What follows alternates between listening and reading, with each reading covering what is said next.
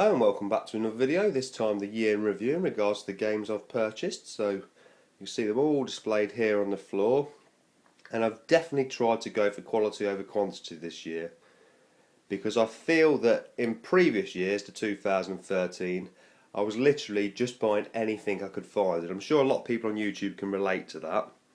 And I've spent a great deal of time this year trimming down the collection and getting rid of everything that I didn't actually want. That being said, let's have a quick look at these games and I'll sort of give you my view on them all. The first is Ranger X. Bit of a hybrid shooter, this one. Can't say I'm exactly bowled over by it. Just can't seem to gel with it, but I got it at a reasonable price, about half of what it usually goes for, so I'll probably bear with it. Next is Mercs, an absolute classic. Sega did an amazing job of converting this Capcom coin op, and it really shows. If you've got a Mega Drive, that really deserves a place in your collection. Haunting, bit of a concept game really. I wouldn't go out your way to spend big money on it, but it is interesting and I do enjoy putting it on for 10 minutes, 20 minutes. Next, General Chaos, absolute nostalgic classic for me. Really enjoy this game. And the multiplayer mode is fantastic. Next is Skitchin. Doesn't get much more 90s than this. Basically it's on the Road Rash engine. It's not as good as Road Rash, but there's still some enjoyment to be found there if you're a fan of the series. And last in the PAL Mega Drive games for this year is Road Rash 2, and that was really just a replacement for the Classics version I had. I don't really think I need to say anything other than Road Rash games are amazing. So a bit of Genesis love now. We've got Pirates, which is quite an interesting game. It was originally released on the NES, Commodore 64 and God knows what else. It's sort of strategic. It's got a little bit of action there.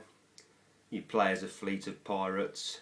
You go around recruiting new sailors and invading islands and things. It's a good game. It's quite hard to track down at a decent price, but it's definitely one of those different games that if you're just feeling like a relaxing, chilled out time, you can't really go wrong with that. Got Lost Vikings here. I did have this on PAL, but I actually traded it with Marcus X-File 2708 for some Neo Geo games some time ago, so happy to get that one back. Got Lethal Enforcers Gunfighters 2. Well, actually Lethal Enforcers 2 Gunfighters, but either way, not the greatest of the games, just got it to complete the Lethal Enforcers collection. And you know, you can't really be fussy when it comes to light gun titles on the system. We've got Battletoads here, which is a brilliant port of the NES original. Not a lot's changed, so it does look a bit, you know, it doesn't look the greatest on a 16-bit machine, but still a fun game overall. We've got Outlander, which is really, you know, a technical accomplishment on the system. It's not the greatest of games, but I do enjoy playing it myself. I like the gritty soundtrack, and it's got some similarities with Road Rash. Very much Mad Max theme. It was actually going to be a Mad Max game, but they lost the license, Mindscape did, so they just changed the name to Outlander. Another NES conversion here, it's Championship Pro-Am. Brilliant little racing game, a lot of fun. Just dip in and play that. You know, it's like riding a bike. Once you've played it, you never forget how it works. We've got King Salmon here. Interesting enough, I played this to death on my PSP. I really did, but since I've had it for the Genesis, it just doesn't quite feel the same. It is a decent fishing game with role-playing game type elements, but I wouldn't go out your way to pick it up. And Ultimate Kicks, really solid conversion of the arcade game. It's quite surprising, having played the arcade version on Taito Legends, how close this is phenomenal. So now moving on to the Japanese stuff. First of all, got a loose cart, that's Super Hang-On. Decent bike racing game, I'm sure most people know that. Classic Road Rash, can't go wrong, say no more. Strider, another brilliant conversion by Sega of a Capcom arcade game. Fantastic artwork. Shadow Dancer, really got into this game. Definitely the best Shinobi game on the system in regards to it being like the original. Got Thunder Force 4 Perp Edition, recently picked up on eBay. What can be said, one of the best shooters on the system. Aladdin, that was kindly donated to me by Craig Cherie. Really like that game, one of the best Disney games on the system. Darwin 4081, I bought that off the Stig, John. Decent game, decent shooter. A little bit different, bit of a DNA type theme, very similar to Biohazard Battle Crying. Got Mutant League Football. Really a fan of this game. It's a shame I got the Japanese release because you miss a lot of the humour, but still worth having overall. Phelios, an incredible shooter. Bit of a mythical theme, but very much a fan of that one.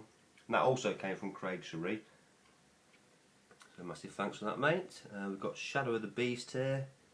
Made several videos about that game. Really am a fan of the Japanese version. Unfortunately, the PAL version, which is fine, but the Genesis version, which is the same as the PAL version, just runs too fast and it breaks the game. So if you want the 60Hz version, you've got to go with the Japanese release. We've got Sternwind on the Dreamcast. Shockingly, that's still sealed. Should have unsealed it, but I've just been playing so many other games, I've just left it that way. Sega Rally 2, not played it, can't play it, it's Japanese version. It's in a bad way anyway, but regardless, I love Sega Rally, so I wanted to check out the Dreamcast release. Karushi Final, at some point this year, I took a lot of the games left that I couldn't sell, traded them all in, and came back with this game from Game World in Leicester. And very much a nostalgic classic to me. Had that one back when the PlayStation was new, and it's a great puzzle game.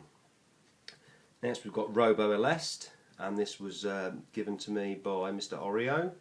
Bit of a trade deal we did. Unfortunately, I sent him some Lucozade, but it never made its way to Japan, so that was a bit of a bummer. But yet to play that one, but probably will do at some point when I get the Mega CD made multi-region.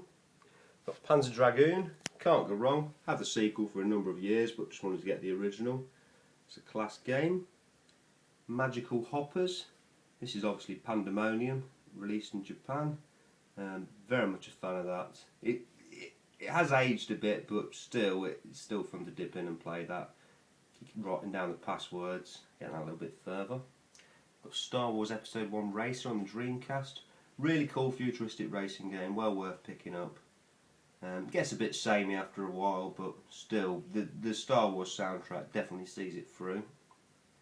Sylphid on the Mega CD, absolutely fantastic shooter. When it comes to the Mega CD, there's not a great deal of choice in my eyes, but that is one that you should definitely get in your collection. Moving on to the last few games here, we've got Gunlord on the Dreamcast. The very reason I actually bought a Dreamcast, and I have got Neo XYZ already ordered, so looking forward to getting that at some point next year. Time Splitters Future Perfect. I've not been to the car boot sale many times this year, but one time I did go, I did pick up this game. And I've not really played it as much as the other Time Splitters games, but it does seem decent enough. An Xbox 360 title, it's Under the Feet HD. I have actually unsealed this, I've been playing it.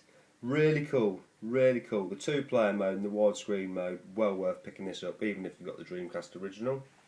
Serious Sam, which actually contains Serious Sam HD on the 360. Yeah, that's alright. It's worth a quick blast. Here we go. Get into the hard stuff now. Super Aleste on the Super Nintendo. Got this for £6 from Retroactive, which is a UK Retro Game Addicts gaming event. Really pleased with that. Quality little shooter. Couple of Game Boy titles. Tetris, already got it with my Game Boy, but it saves getting it out of the box. And Solar Striker. So that's really it. I don't know how much all this lot has cost. I would estimate somewhere in the region of £250 to £300, but I'm relatively pleased with myself this year. I think I've had a bit of restraint, and you know, I've not just gone out there and bought any old junk and ended up with a room full of rubbish. So that's it from now. I thank you all for watching, and hopefully upload some more videos soon.